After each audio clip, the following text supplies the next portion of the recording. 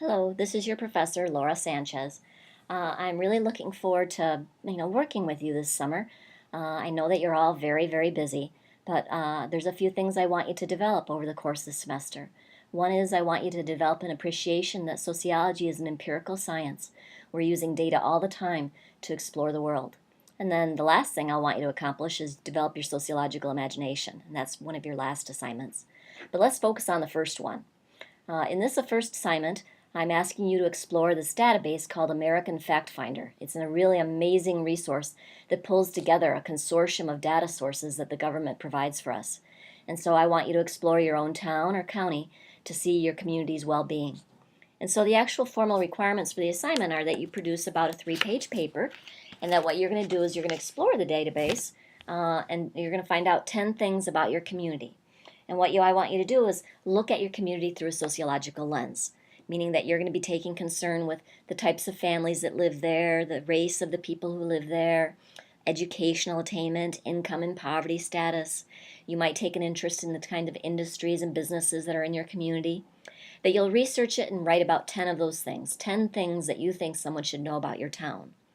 And then you're going to write a paragraph that tells me whether you think your town or community is doing well or poorly in terms of family well-being or children's well-being.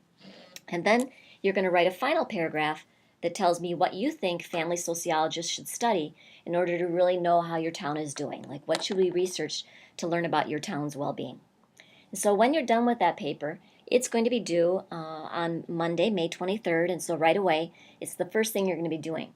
And so you'll go to the discussion board area and go under assignment 1, and you're going to upload your paper as an attachment file. And that when you do, I also want you to write in the thread area, a paragraph so your classmates can see it. And in that paragraph, you should say what town you're from, and then write a little paragraph that says a few of the statistical facts, like what should we know about your town in terms of poverty or whatever it is you want us to know. And you tell us whether you think your town is doing well or poorly. And so that's what the assignment is. And so now what I want to do is kind of show you how to navigate that database, navigate American Factfinder. And so when you hit the link for American Factfinder, what you're going to see is this web page. And I'm going to show you the top of the web page right now. And so what it tells you is that, hey, you want to know community facts, and it says what community would you like to know about. You can put in a state, county, city, town, or zip code.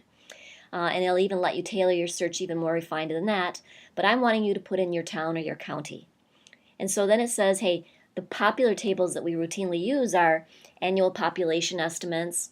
Sometimes we use demographic and housing estimates from the American Community Survey. We also use census materials. We have not only population and housing, but we've got information about poverty and income. We've got age, race, sex, and education. And so you can see it's trying to tell you there's a lot of different kinds of information. And in fact, when you think about the American Factfinder overall, this is the bottom of the screen. It provides all sorts of information. So it's providing the American Community Survey, which is this annual survey that the government runs that studies 40,000 Americans to find out, how are their economic well-being, who are they living with, what are their marital statuses, what's the quality of their housing, that kind of information. And then there's an American Housing Survey that really does specifically look at our housing stock by ownership and rental status. There are all sorts of economic surveys by the Bureau of Labor Statistics and other places. There's surveys of governments. There's our decennial census. The census is a data set that interviews absolutely everybody in the United States every 10 years to get population information. There's information about race and ethnicity. So basically what I'm trying to tell you is that you're going to be able to poke around on this database and find a lot of different things about your town. It ought to be a lot of fun to find out at least 10 things that are interesting. And so to go back to that first slide, so right up there in the top left corner, you'll put in your town. And so I'm going to show you an example. I put in Bowling Green, Ohio, and hit that go.